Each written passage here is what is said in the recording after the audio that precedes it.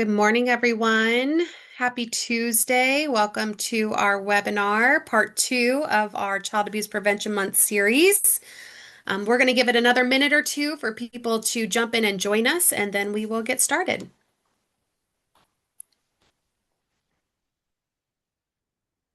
While we're waiting for others to join, if you guys want to put in the chat who you are, what organization or program you're with, and where you're from, we would love to see who's in our room today.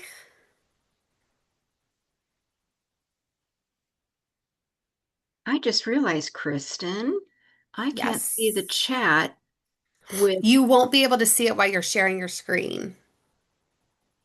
Yep. one of those things. Okay, Yep. I've tried to figure it out. I can never figure it out. don't look at me. Yeah, and yeah, just I'm very limited on my technology.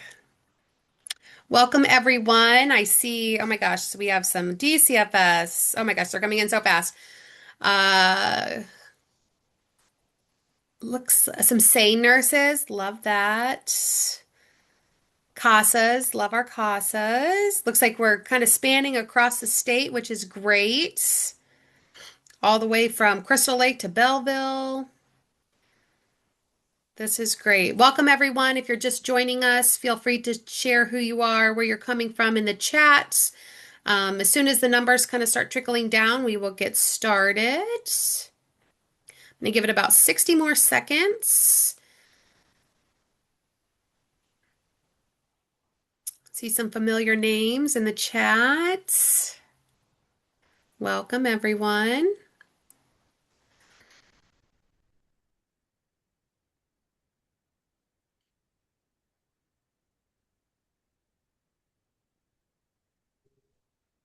All right. Well, we are going to go ahead and get started. Good morning. Thank you for joining us for part two of our weekly series to honor and recognize April as Child Abuse Prevention Month. My name is Kristen Kaufman. I'm the Director of Programs here at PCA Illinois. I am so excited for this week's session with my great friend. I will call Betsy my great friend. We have lots of conversations. So thankful that Betsy was able to join us today and share her expertise on hope and humility. I think I saw the slides. I think that's going to be great. A little bit of housekeeping. So we are recording this. This will be uploaded to our YouTube channel. You all will get a recording link in the follow-up email. We are offering social work and counseling CEUs. At the end of the webinar, I will put a link in the chat. You click on that link if you need CEUs. It takes you to a Google form. Put in your information, and then in 1 to 2 weeks, you'll get your CEU certificate that will come from Lincoln Prairie Behavioral Health Center. They have been a great partner with us to offer CEUs for many of our training programs. Um, there will also be a link for an evaluation. It's very brief. We just really appreciate feedback as we continue to, expand our programs, expand our footprint. We would love to hear what you guys think. So if you could take a few seconds at the end, I'll put that in the chat as well. We are in webinar format, so I will be monitoring the chat and the Q&A as Betsy kind of goes through her presentation. We will have time for questions.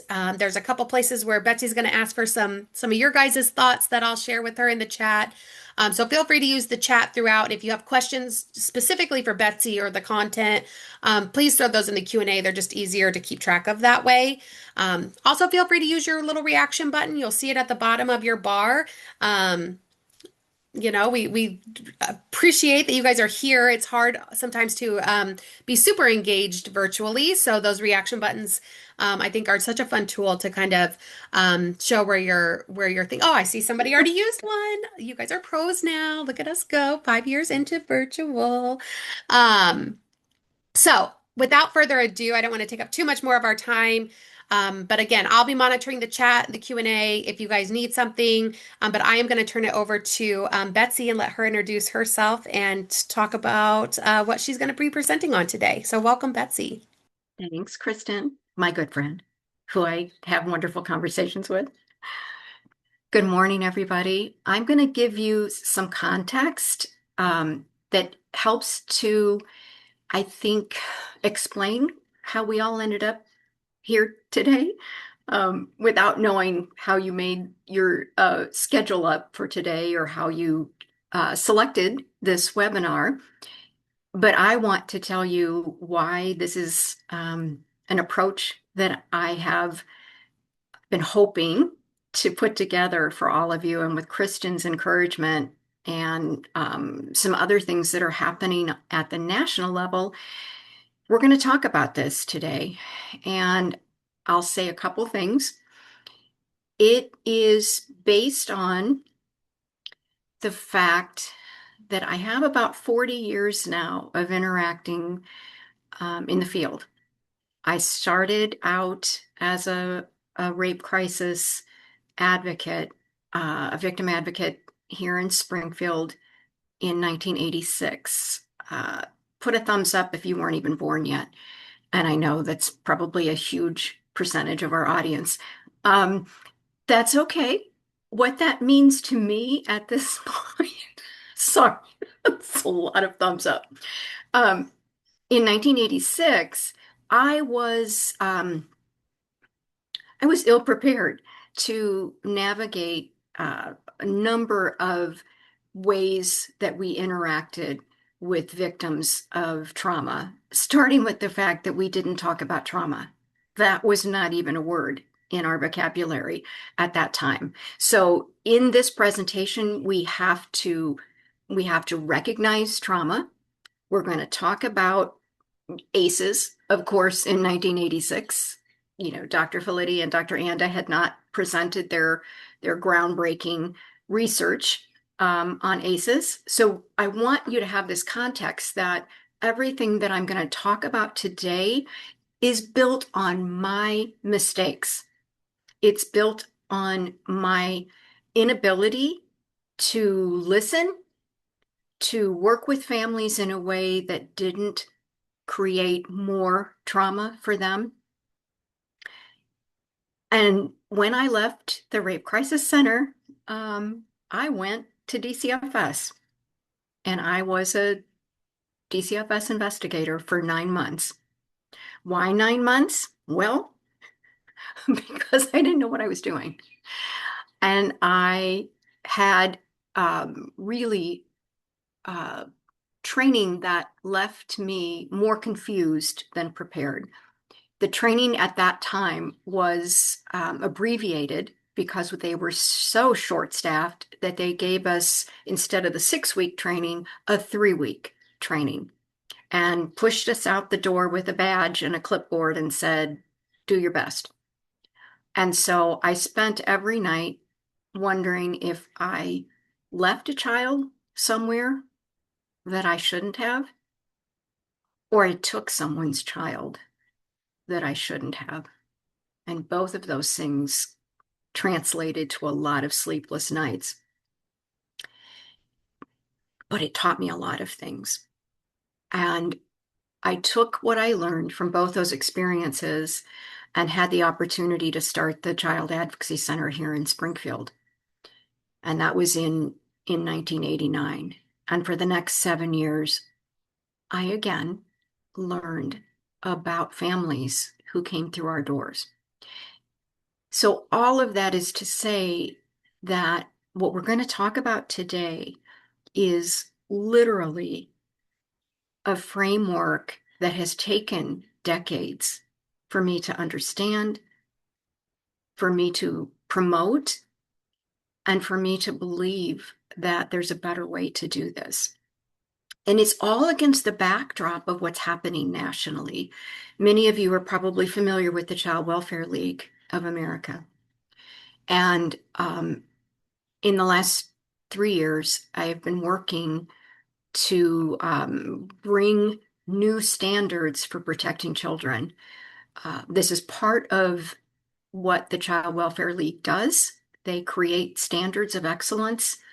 Every several years, they pick a different aspect of child welfare. This is the year that we're finalizing the draft, getting real close, of the standards for protecting children. And within those, you will see new approaches, new language. We are stepping away, even from the word investigation. And that's not part of this presentation, but it plays a part in how we are communicating with families. So, hope and humility. This is a simple premise. This is not going to require note-taking or head scratching or anything. You will see the simplicity of this. And I hope that we can have some conversation through this with Kristen's help so I can get a sense of where you see this working, where you see it still being a challenge, and where you see the system needing to change, both through policies, practices, and training. So we know staffing is an issue. It's getting better, but caseloads continue to be a challenge and a burden for a lot of people. The way the system continues to have gaps in how we communicate and just the nature of this work. Um, Learning what you don't know when you take this job. Um, More on that in a bit. So we want there to be prepared, confident staff, supported, encouraged, and to not feel every morning when they wake up that they're going to go under a bus.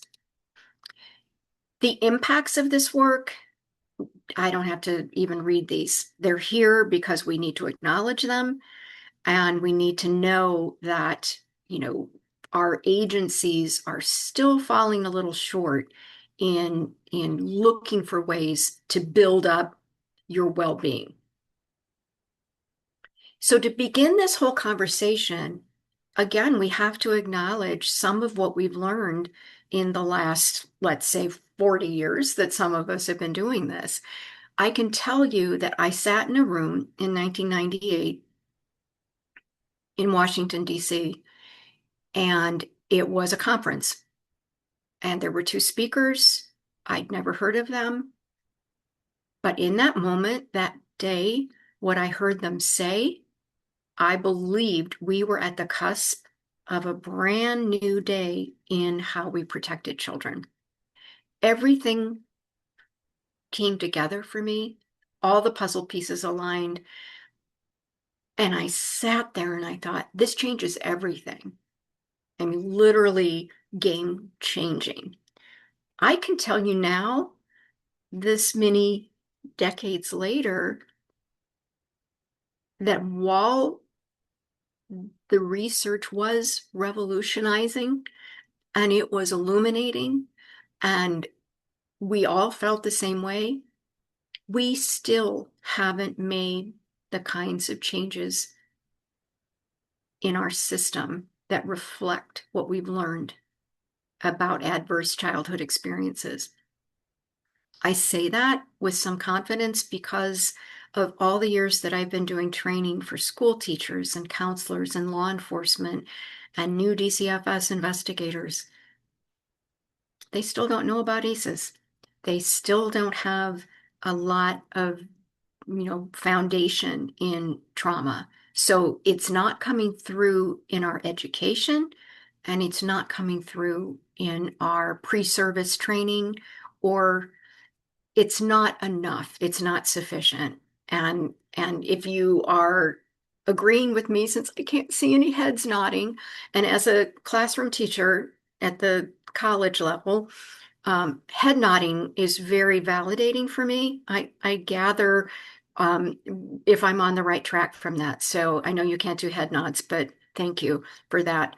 Um, I love the classroom and I value Zoom, and I think it's got a place in our training strategies, but I miss seeing your faces.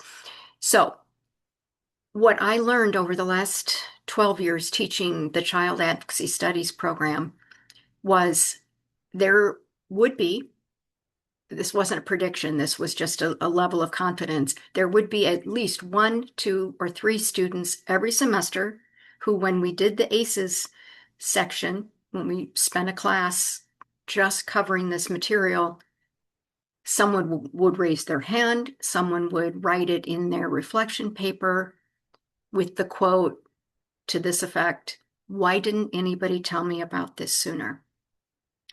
Now, these were students 19, 20, into their early 20s, and they got to college, and no one had talked to them about those experiences that they had had that became their lives, that became those moments, those challenges that they couldn't explain until this explained it for them. And those light bulb moments, though important, were delayed as far as I'm concerned. They could have had earlier intervention, earlier self-esteem that what happened to them wasn't their fault. All of the things that we know people feel when they endured some kind of trauma. So ACEs become central to the hope and humility work that we're going to talk about. So I just wanted to make sure that we landed on that for a little bit. Just because I love data, and because it is helpful to see what we're talking about in terms of the people with whom we interact, the students, the children, the adults who have carried this far into their lives. So these are the data that we have collected, and we're doing a much better job now of screening, though it's not universal at this point.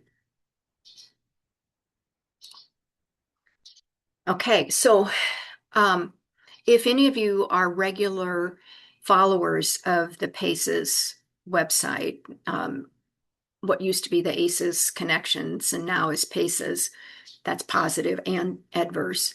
This is a brand new book that just came out at the end of 2025. I think I bought it in just, I lose track of time, but it was in the year 2026 that I bought it.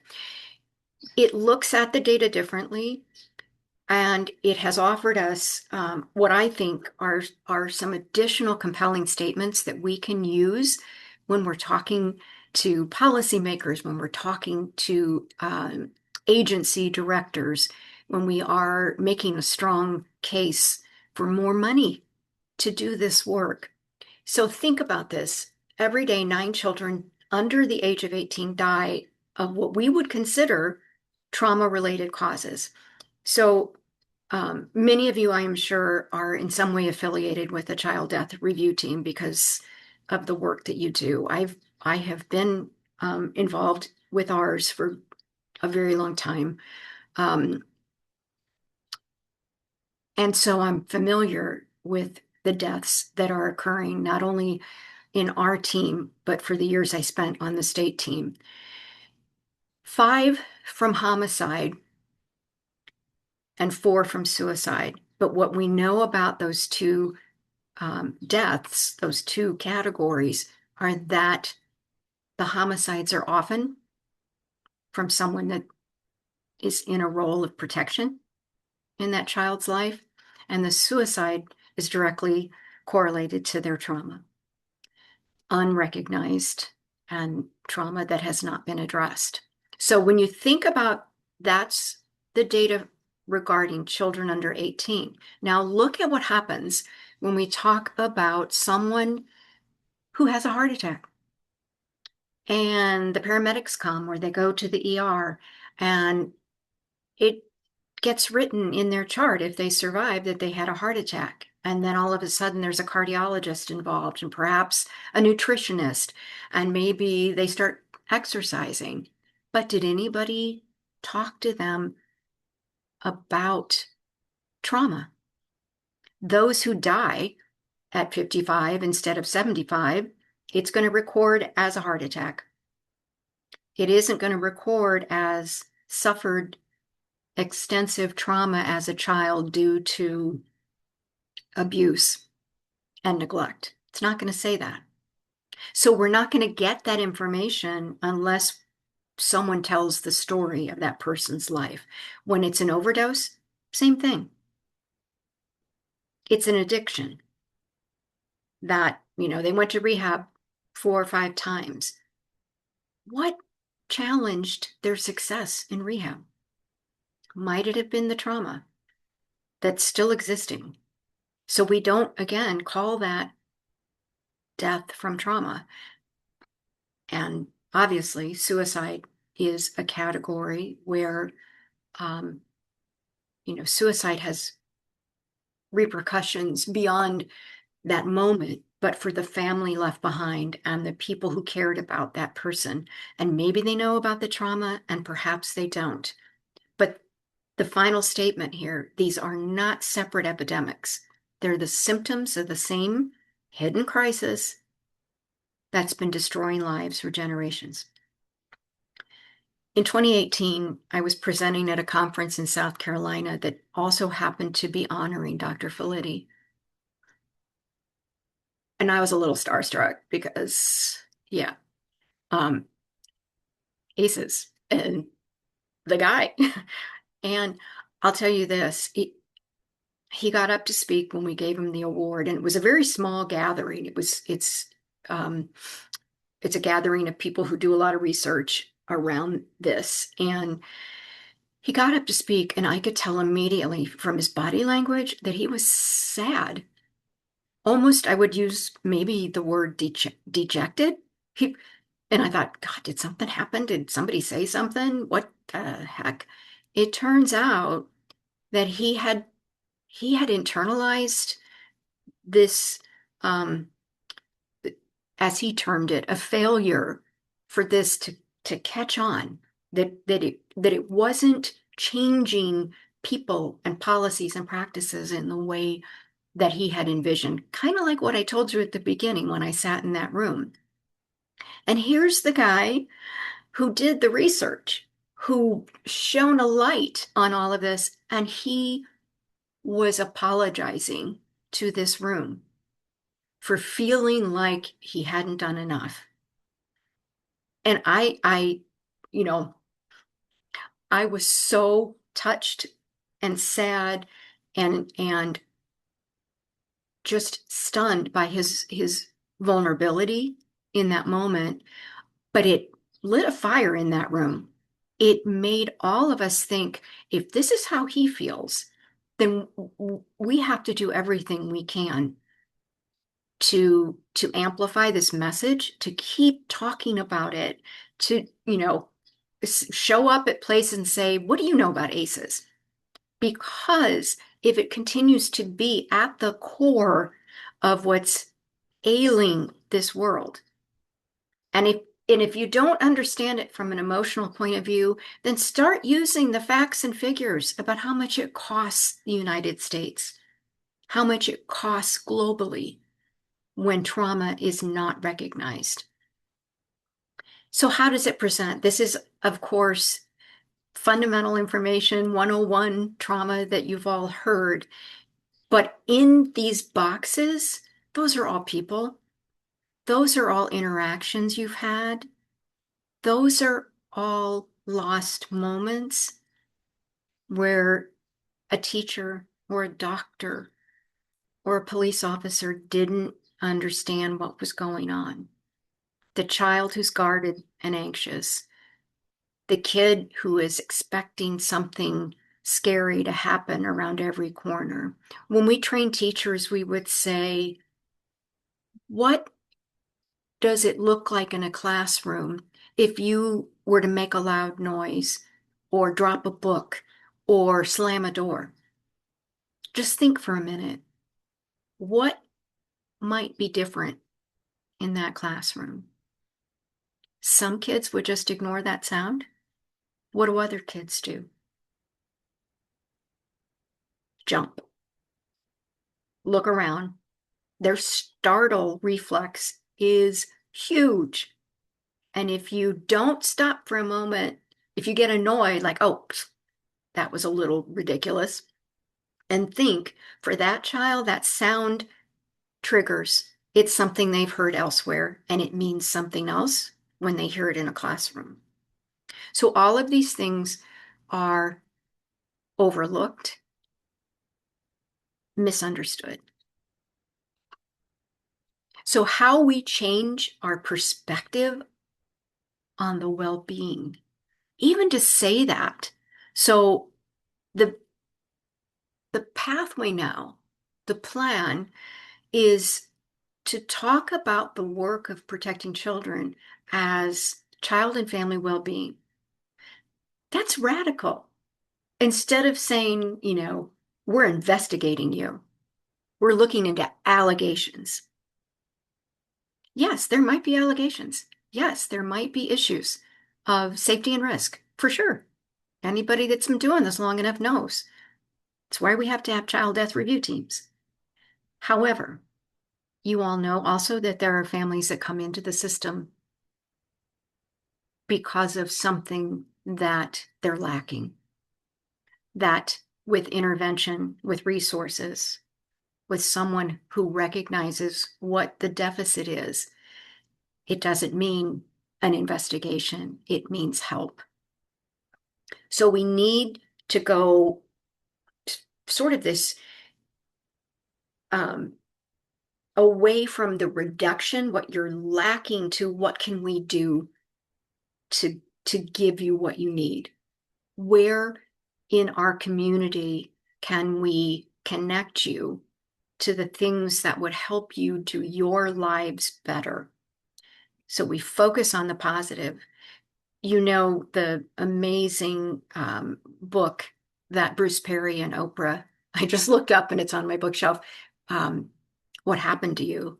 Again, simple and revolutionary in how we think about trauma.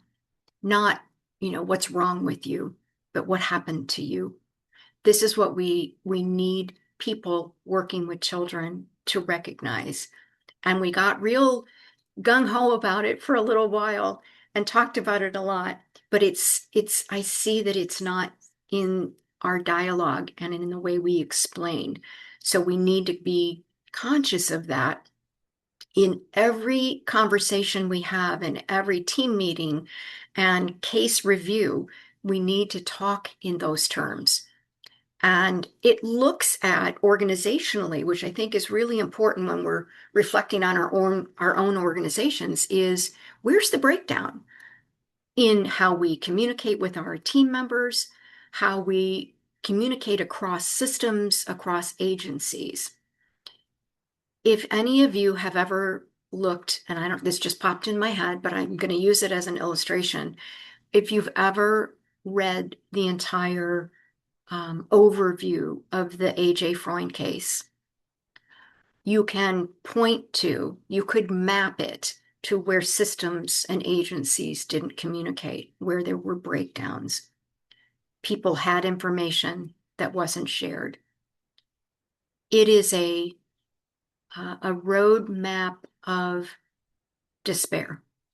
It is a roadmap where we can recognize how we fell down in that case. It is not an isolated case. It just was one of those gut-wrenching cases. If you're not familiar with it, you can read a Chicago Tribune article that is pages long that gives you step by step by step.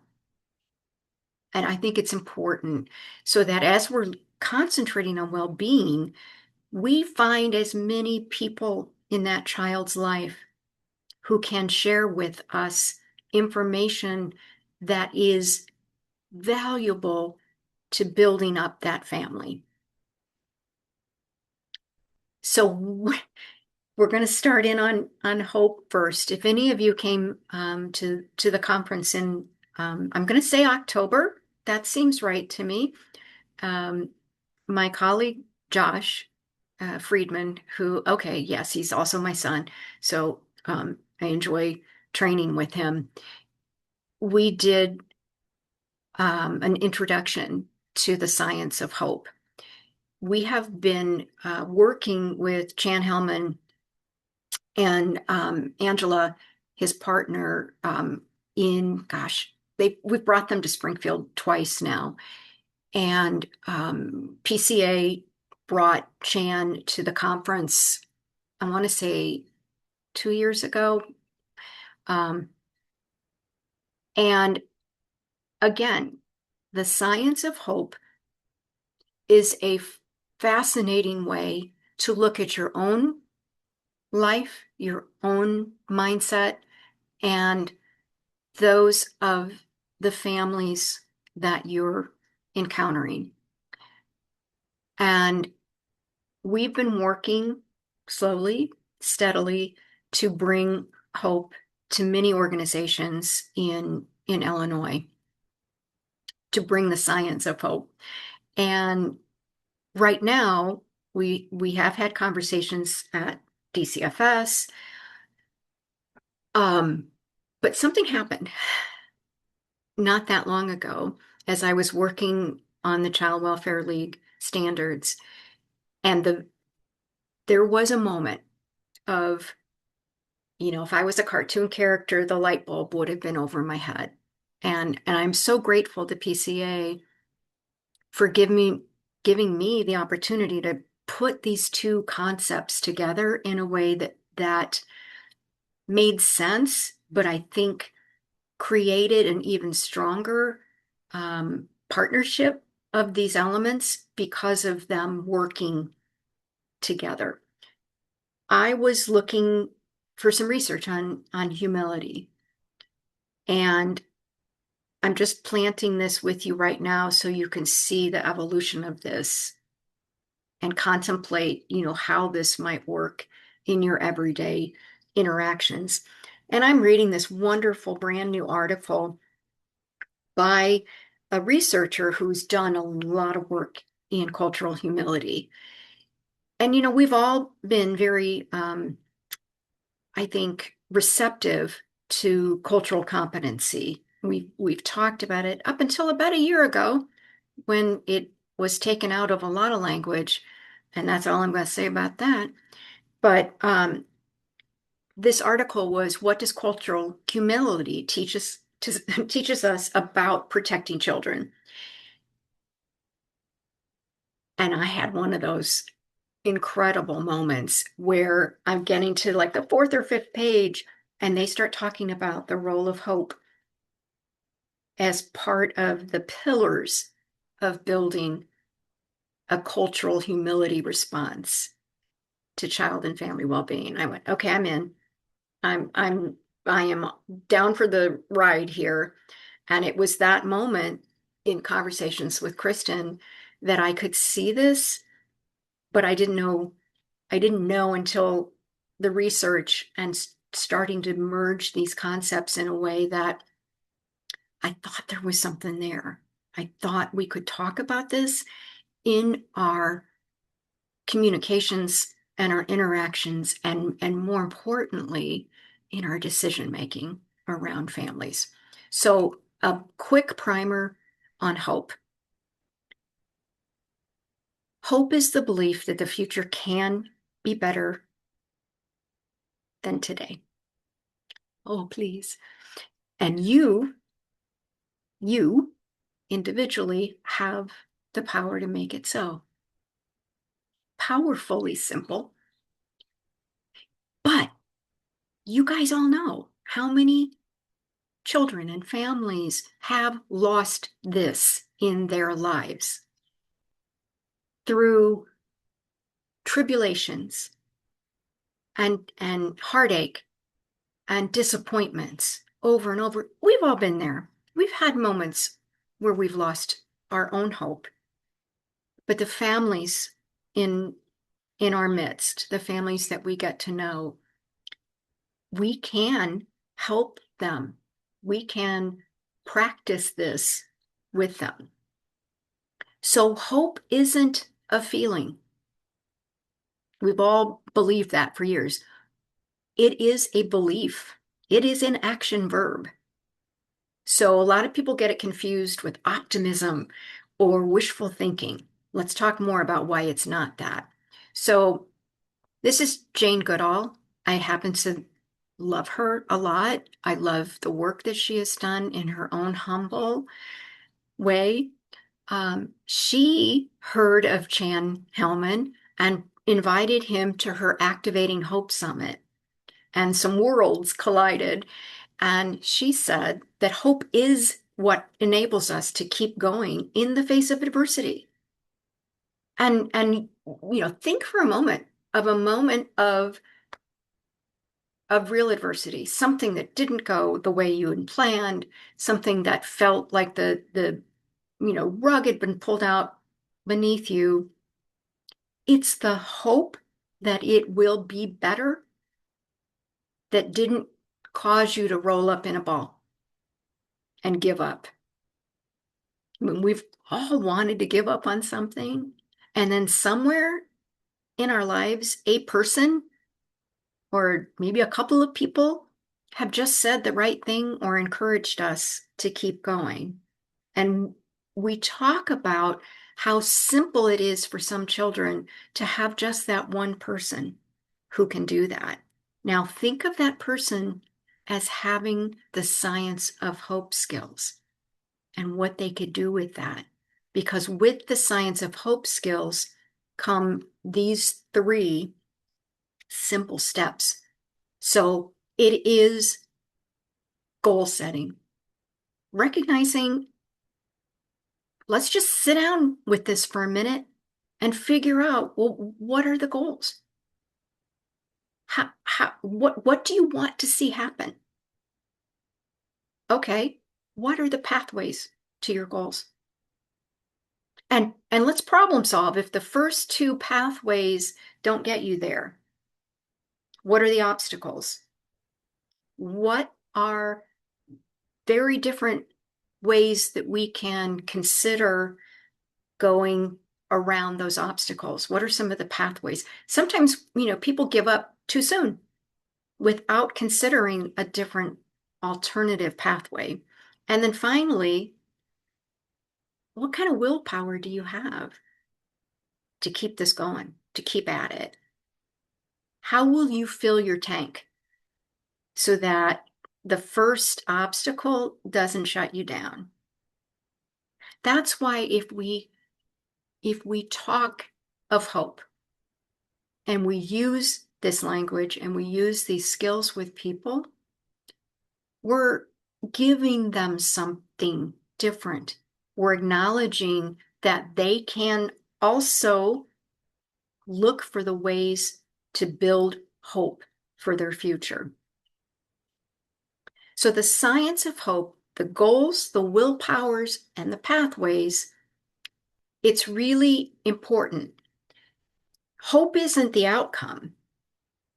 Hope is the car you're driving to get to well-being. Hope is the framework, the action that enhances your well-being. You want your families, you want your students, you want your community to have collective well-being. So it is a framework for action. So let's use a family, a parent who's lost custody. And the willpower is, I miss my child. I love my child. I need to be a parent to my child. The willpower without the goals and the pathways is just wishful thinking. I love my child and I'd love to be with my child. We stop short of creating the pathway to that. So what is it you have to do so that your child is back with you? What are the things that we can concentrate on? So how does the common thread of adversity and trauma influence hope? Adversity influences the nature of our goals. So that means often we have one of two mindsets. We avoid things. So our goals and our pathways don't look very well thought out because we'd rather avoid certain things, even certain people or certain experiences that kind of still feel uncomfortable to us. That's an avoidant mindset. An achievement mindset is, this is my goal. I don't know if it's achievable yet, but I'm going to think of two or three different ways that I might be able to achieve this, not avoid it, but achieve it. And some of them are short term. Some of them have build on each other, which is very common. Get that first one done, and then what? Okay, I went to counseling and I kept going to counseling. And now I have two or three other more long-term ways that I know will get me closer to reunification. Pathway thinking becomes difficult when we have challenges. So we have to have those moments of encouragement to consider all of the possible barriers and problem solve. Problem solving isn't and shouldn't be in isolation. I mean, people should feel comfortable through hopeful thinking to ask for help in problem solving because we don't have all the answers. And believe me, we're going to talk about not having all the answers when we move into humility. So the ability to identify multiple pathways also means you don't get that upset or frustrated if one of the pathways doesn't work because you have something else in mind or an alternative. And we're trying to minimize frustration here, of course. Adversity influences the nature of our goals. When willpower gets drained by our fears and our anxieties, then that's where we should call out for support. And when more people, our communities understand the science of hope, there will be more opportunities for people to sit in that space with others who can say, tell me about one of your pathways. Tell me if you have the resources for that. Are you still feeling strong enough to do what you set out to do? If not, what can we do to increase your willpower, your motivation, your confidence? All right, here's where you got to work with Kristen in the chat. What's the opposite of hope? And those of you that came to the workshop or have heard Chan, no cheating. All right, let's see. We have some despair,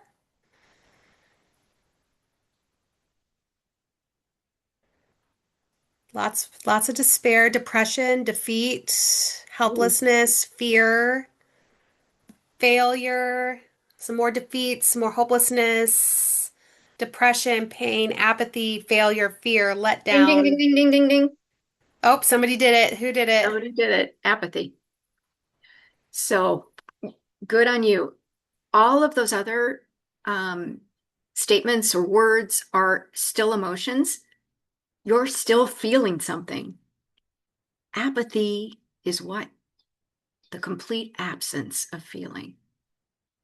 And when I first went through this training several years ago and had these conversations with Jan, I said despair.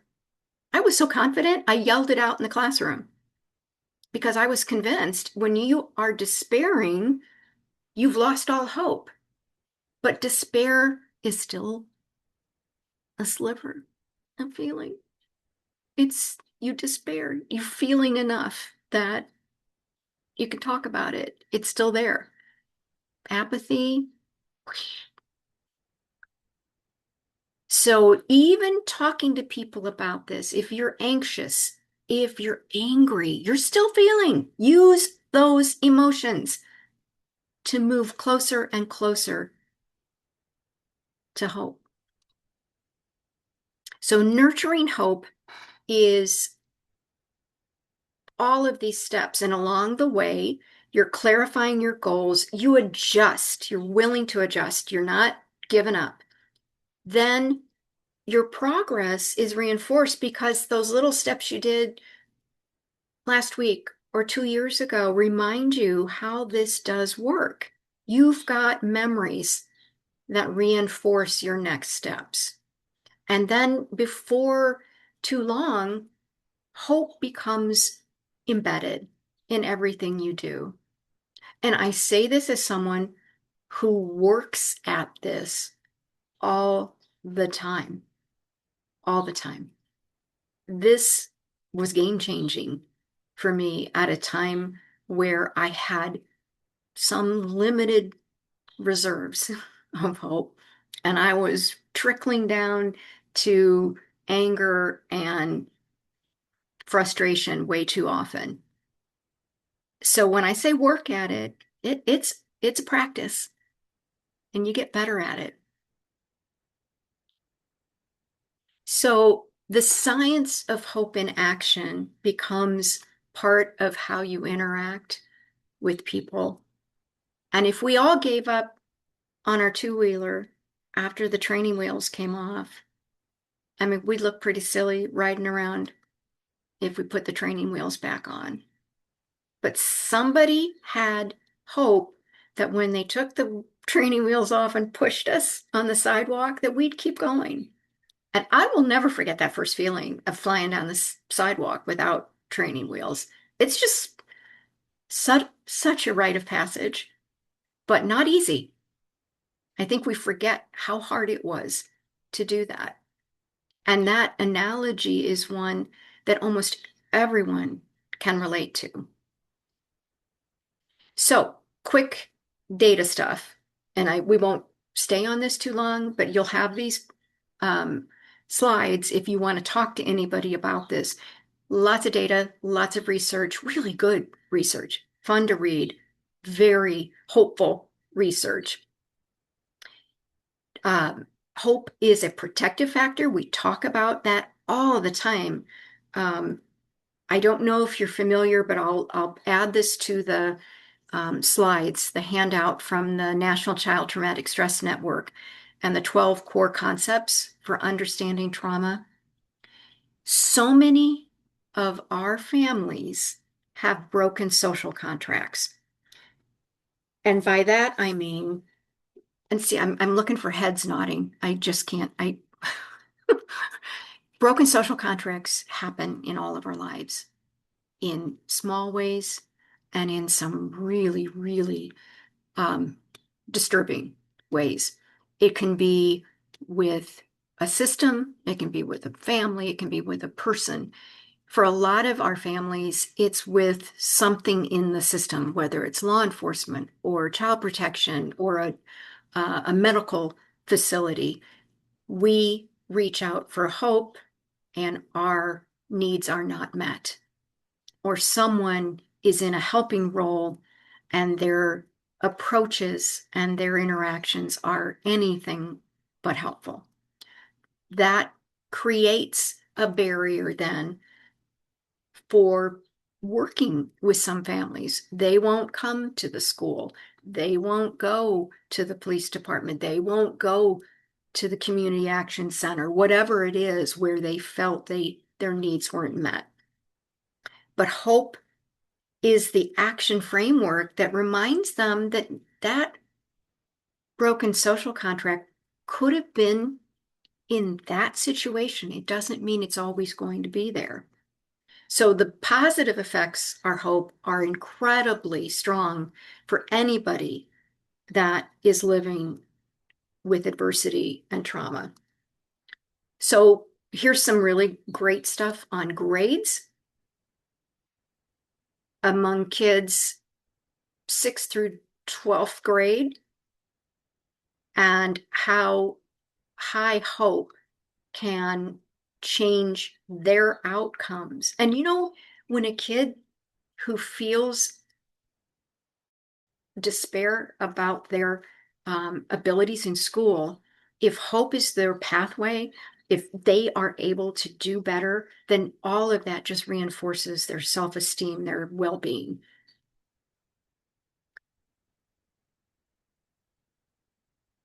We want there to be fewer children who are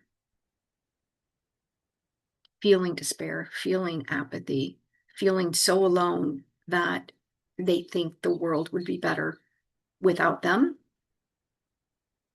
and that they are starting to think through possible ways of achieving that. These are the kids that need to be reached, that therapists who understand hope school teachers, school social workers. These are the ways that we identify these children who have moved slowly but surely further and further away from a hope mindset. So again, we want to improve the way our children, our families are dealing with life's stressors. So to add this up, hope is a thought process, not an emotion. Your imagination is so incredibly important to how you find your way to well-being. Your imagination is unlimited, and so your goals are built on things that you've either experienced, heard about, lived through, or believe are possible. It is not wishful thinking. Hope, when you're practicing it with colleagues, with friends, it's contagious. Talk about it. Something simple as saying, how much hope are you feeling today? What's making you feel hopeful today? It's a cool conversation. Hope is a gift in those conversations. And as we're sitting here today, I assure you, hope can be taught. So I'm looking at the time. When you're working, I want to get to the video real quick, but when you're working with families or your friends or your colleagues, these are the ways that you can intentionally begin the conversation. Talk about it as the best way to move forward to well-being. I mean, when we talk self-care and we all roll our eyes and like, oh, yeah, like who has time for, you know, light a candle and sing a song or whatever, get a massage. This is well-being, and everybody has time for hope. A little thing each day, a practice of hope. We can set a goal for the day. Mine today was I was going to dry my hair and blow it out, and then didn't realize it was 100% humidity in my house. So my hope for the rest of this is that by the time it ends, yeah, I'm hopeful. It's probably not going to happen, but that's okay. I'm not going to get frustrated because you won't put it in the evaluation. Um, Pathways, list and discuss all of the pathways. It's fun to do that. Motivation. Hey, what are you motivated to do today? What can I say to you that would give you even more motivation? What would make you feel even stronger in your conviction to do that today? List obstacles in the least uh, frightening or overwhelming way. Obstacles, big deal, whatever. Obstacles, yeah, we've all got them. So let's talk about them. Take away some of the anxiety around obstacles, then help them map it. Literally, we've got some, templates for doing that. And then re-goal. Huh, that didn't work well. How do you feel about that? So what's the next step? What's the next way forward? So let's look at how little kids start training their own parents to think about hope. Kristen, will you give me a thumbs up if it's all coming through? I was in a counselor level meeting with others from the state of Washington, and they introduced Dr. Chan Hellman and his work with the science of hope. And they said that hope was actually not just a feeling, but a cognition, something that could be taught, something that could be learned, and that it would change lives. So Bert decided to jump in head first. They secured a Hope grant and began educating their entire staff about hope as a science. Well, I think as we learned directly from Mr. Chan, Dr. Chan, the author of the book, And we learned about the science of hope and really got a good professional development for our entire staff around the science of hope. That helped build some momentum. And then seeing it work. And it has worked.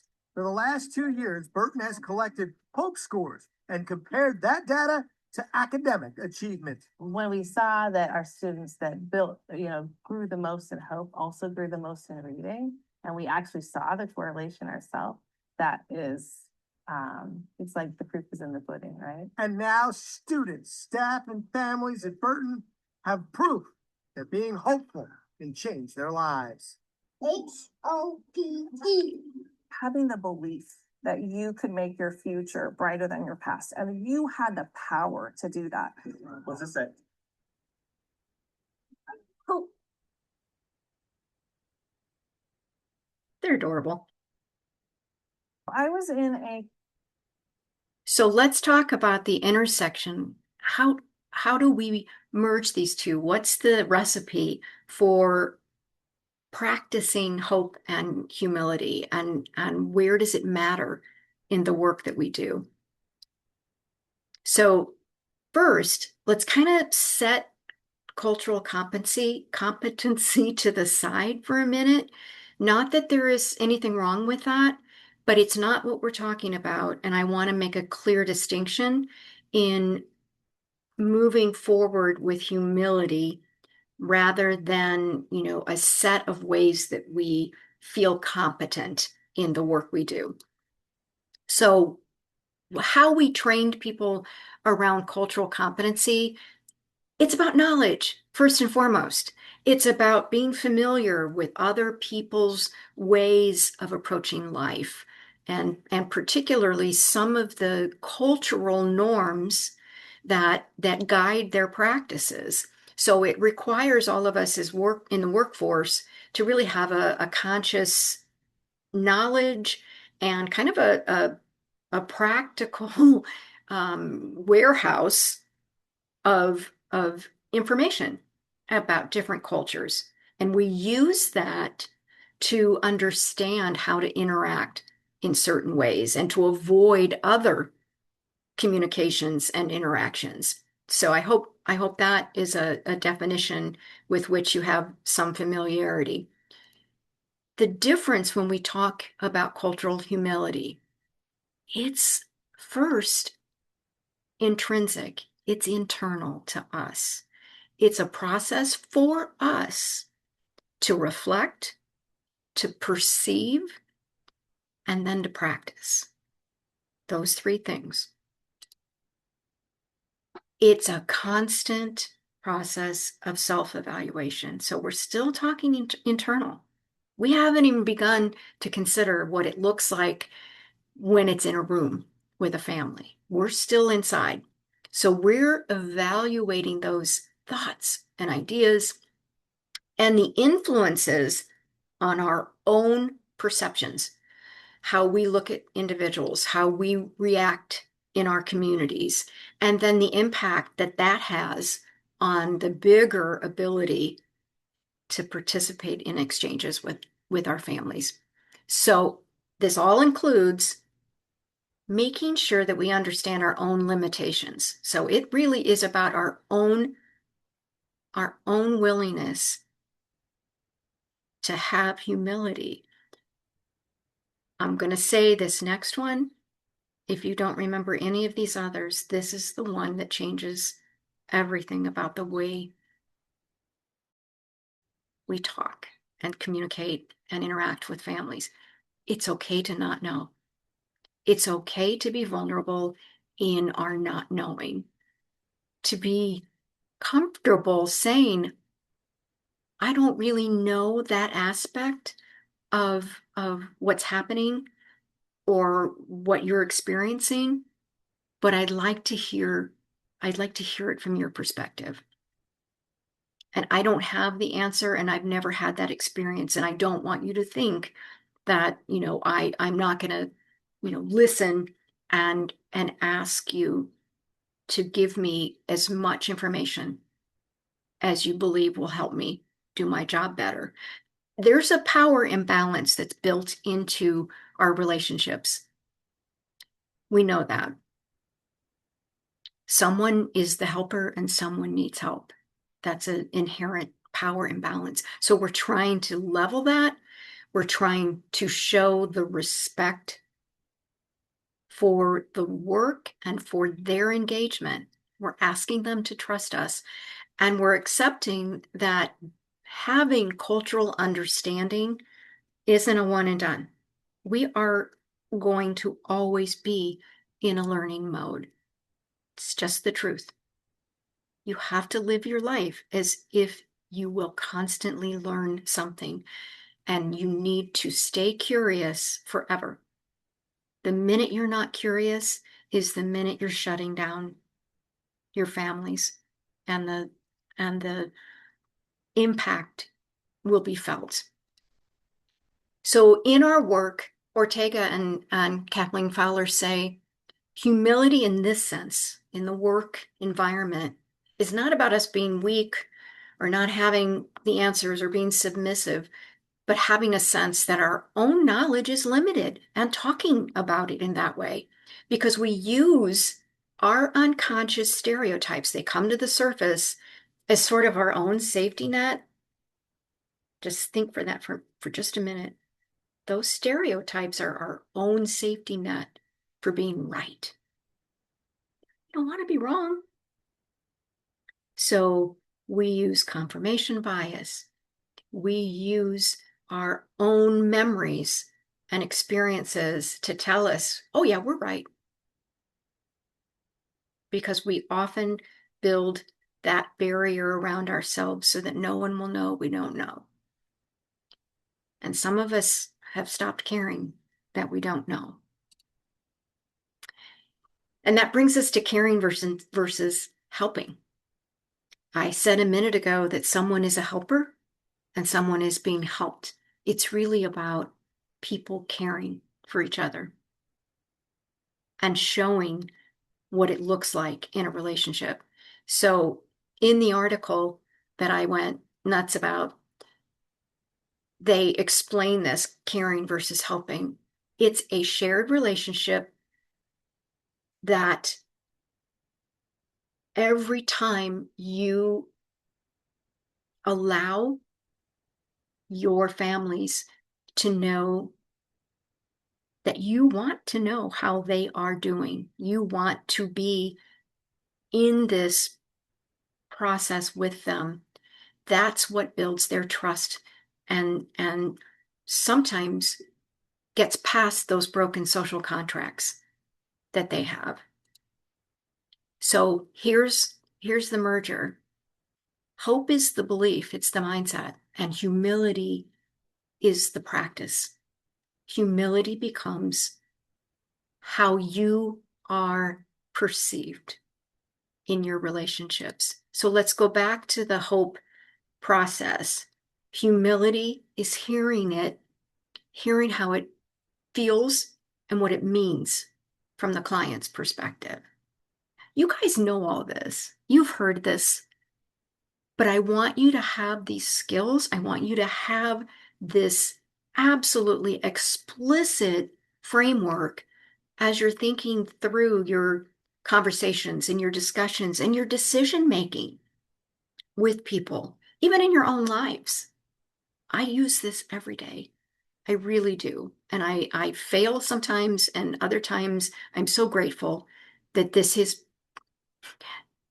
whole science of hope has landed in my lap in a way that has allowed me to think about situations and experiences. So hope continues to be, as you practice it, a motivational state for yourself and for your clients. And it's the way that we pursue our goals, and then we get there. And then the resulting well-being from having made that achievement. So humility becomes the approach and the effort to attend to all of the unique experiences, the worldviews that are different than ours. And you've all probably been reading about or hearing about psychological safety and physical safety, trust, support, and hope. Those are the 4 pillars of resilience on which we are building these relationships. And let's go back to the self-reflection, that intrinsic aspect of humility. Ask yourself,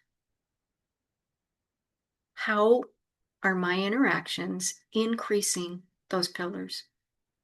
Humility will continue to remind you that you don't have to have all the answers. But if you leave a situation confident that you've increased someone's safety, their trust, you've been part of their support, and you've given them hope, then you can continue to build on each of those pillars. And finally, in practice, simple, elementary steps. You've all been taught this. These are fundamental to social work. They're fundamental in counseling and treatment, in trauma-informed practices. But these are the ways that we demonstrate that humility. And with that, Kristen, are we good for questions? Thank you all for listening. I am just grateful again for the chance to have this conversation with all of you, and to believe that we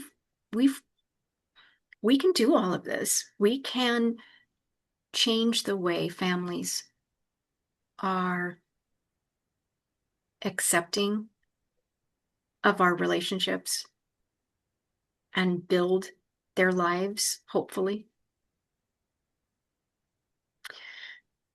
Okay. Great. Yes, we do. You can't see it in the chat, but just like in the last couple of minutes, there's been a lot of just lots of thank yous. People are really appreciative about the information on hope. Somebody wrote that that they love the way you're helping us understand hope better. So thank you for that. I'm going to go back to my questions here. If you have questions, feel free to throw them in the chat or put them in the Q&A. But I will start with ones that I have already recorded here. Going back to the very beginning of your presentation when you were talking about the ACEs study and kind of like the lack of training that you had coming into the field, I just wanted to like highlight somebody actually mentioned that they have attended 3 webinars on the basics of ACEs in the last several years. So I think that gave me hope that like maybe we are starting to like put some of that into the like either onboarding or just professional development in general of this field. I also worked in child welfare for almost 10 years, and it wasn't towards the end until the end of my um, time there that we started getting information on trauma. So it's nice to hear that like people are getting the information, which is always great. We support any information you can get. A question that came up on the ACE study was, do you think the narrow demographics used in the ACE studies invalidates them or they are relevant? Like the results are relevant? So the original study, which was really, and I'm glad that you made note of this, a group of educated, mostly white women in California. And so, yeah, it wasn't a national study. What it was, though, was a huge study of a population that was then repeated in different areas. So, I think even Bob Anda and Dr. Felitti were not sure what they were looking at, and they had doubts about the sample. They really did. I mean, they'll recent or more recent research, they talk about that. So having it replicated made all the difference in their willingness to continue talking about it and pushing it out. So I guess I would say if I had been, looking at that from their point of view, some of their hesitation was justified because like, okay, was this just something endemic to educated white women in California? Right. Can we extrapolate these outcomes to a larger population and to say, to use the phrase that the teacher used in the video, the proof is in the pudding. It has been validated many, many, many more times over. Absolutely. But thank you for that. That is a question that many people Yeah. have. And somebody also just put in the chat that Philadelphia also offered expanded ACEs studies that included um, a couple different additions to adversities like being in foster care, bullying, community violence. I know that's been kind of replicated in multiple different states as they kind of gather their own research on what um, ACEs are more prevalent in their states or regions. So, um, Absolutely. In fact, the original categories, um, it was important to expand our understanding because it wasn't until much later, as we said earlier, that we started really talking about trauma and what right, all, what people were experiencing. We hadn't really even identified. I mean, now if we didn't include, bullying on social media, nobody was talking about that in 1998. right. So, I think it's perfectly acceptable and important to use what we've learned to expand our understanding of ACEs and adverse experiences. Absolutely. This wasn't a question, but I'm going to turn it into a question because I'm sure it's on the minds of some others. There was a comment about this person put in the chat that they work with a lot of youth who have difficulty expressing positive emotions, and while they work really hard to show them like how to be able to do that or model that, they only have them for a short time. So if you could give some like tools or tips, like if you could speak to the people who have some of these children in these families where you're trying to, kind of teach them about hope, but you only have them for a short period of time in your program or whatever capacity, what are some like quick tips you could give people to get them there in the time that they have them? Well, first, I want to say you just made a compelling argument for everyone that might interact with that child to have these same skills and language and understanding of the science of hope, so that anybody along the way, the nurse practitioner or the school counselor, that child continues to get that reinforced wherever they are, and the language is consistent. And so I think framing it for children in the time that you have with them, in whatever capacity that may be, is to say, when you're in this moment, when you're feeling this, here are a couple things that you can do. You can think through how you want to feel. How do you want to feel differently? And what are some of the ways that you can be the power in that equation? How can you use your power and your goals to get there? And then do that with them. I mean, this is what Chan and Angela have learned, is that it is a practice. It's a worksheet. It's a skill that you can do with someone. And so it becomes part of their own experience. And when they have those moments, they can think back to, well, when I did that, I really was able to see myself doing and feeling more confident. I hope that's kind of the direction that you were going with that. Yeah, I think that's great. I think anytime we talk about like hope and resilience and all of those great things that we know make a tremendous difference, especially for children who've experienced ACEs, like the thing that I always like revert back to is like it is a skill.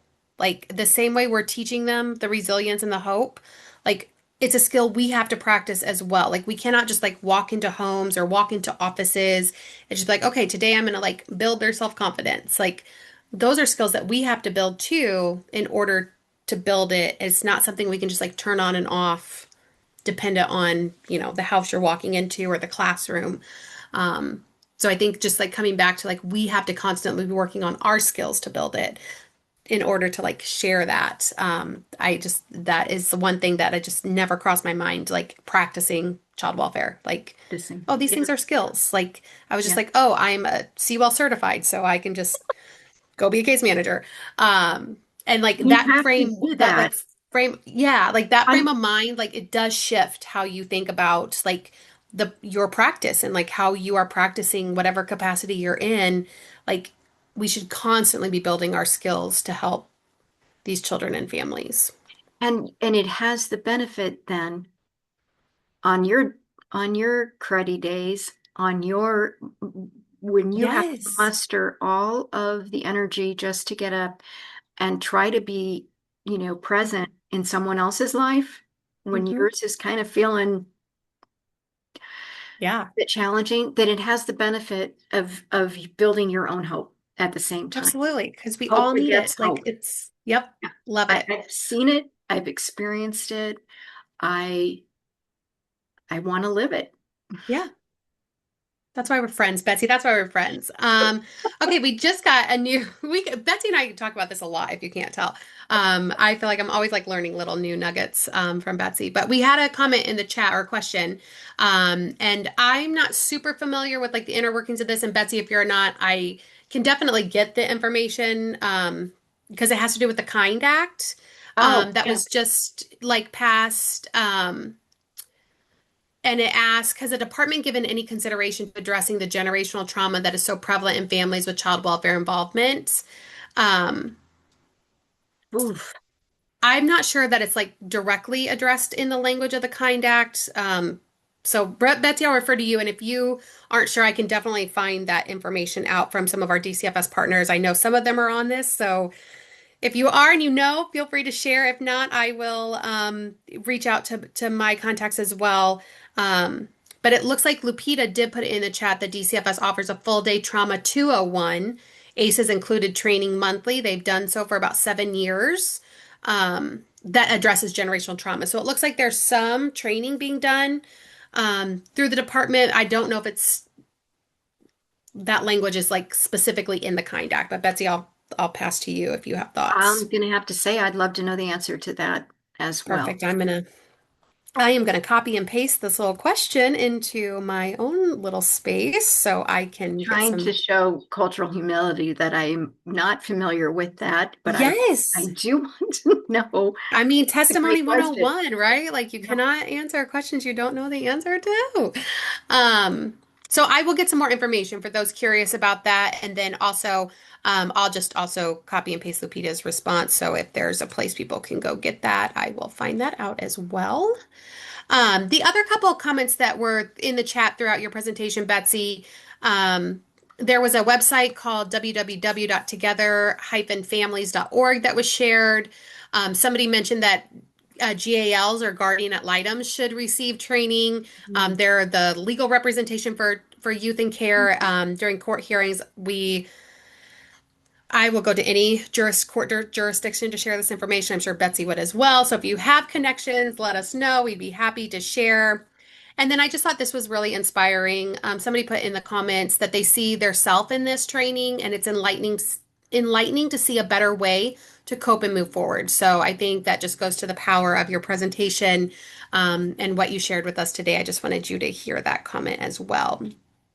I am appreciative of that, and I would add that we hold each other, our colleagues, when you start to see some dismay, and we try to bring it back to this. Um, it's it is a non-threatening way to talk about what people are feeling about their.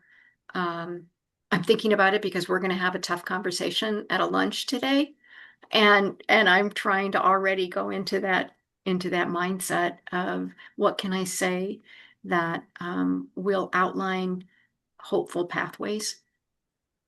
So when I leave that conversation, someone is feeling, at the very least, I can't solve the problem, but I can support what they're trying to do. So, yeah, thank you for that. And if anybody has further questions or wants some of the research or the resources, I'm happy to share. I think is my email available? It will be in the follow-up email. Okay. Yep. Yeah, Chan and Angela are running all over the country and but they are so responsive and they believe in this so much. So in Illinois, there are a couple of us that are sort of the hope navigators.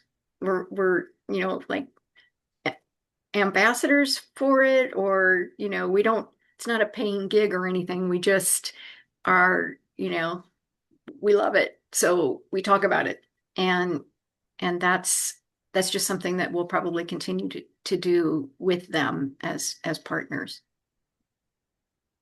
Yes, and Prevent Child Abuse Illinois is One of our happy to partners. partner and support all the work in any capacity that we can because we also believe in this work and believe this is really important, not just for the children and families that we're serving, but also, like you said, for ourselves. Like everybody deserves to have hope. Like everybody, it doesn't matter. So that's all the questions. If anybody has anything else, feel free to throw them in the chat or the Q&A. We will leave the webinar open for a few more minutes. I am also going to put one more time the link for the evaluation and then also your link if you are needing CEUs. Um, in the chat. Give me just a second. I'm doing that right now. Both of these links will also be in the follow-up email, which will include a copy of the slides, a copy of the recording. You'll get a certificate in the follow-up email. Thank you for that. I always forget about the certificate. And then a link to just a few different resources that were kind of mentioned throughout the presentation. And then again, you'll have my contact information and Betsy's contact information. Um, and then I'll also share some of our upcoming webinars if you would like to register for those. So, thank you everyone for joining us this afternoon or morning-ish. Hope that you had a great time with us. I see all your reactions, which is great. We will leave the webinar open for about 30 more seconds to make sure there's no other questions. But I hope you guys enjoy the rest of your Tuesday. And Thank you. thank you again, Betsy, so much. Like, this was great. Have a great day.